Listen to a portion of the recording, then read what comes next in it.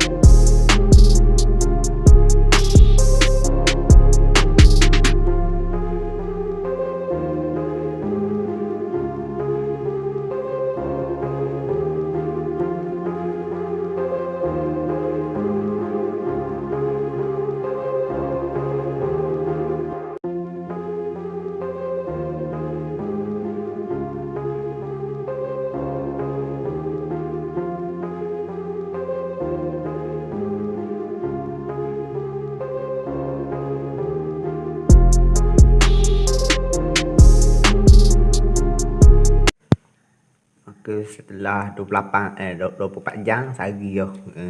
Aku alah baru dah ni bola ni. Kita tengok. Ada dak gelembung udara. Tak ada dah gelembung udara tu tak ada hilang. Sebab kita cana dah, kita belah dah. Tak ada. Cuma dia kita nampak kesan daripada kita belah. Orang kita belah.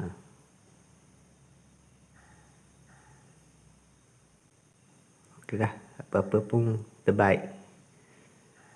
Jangan lupa like dan subscribe.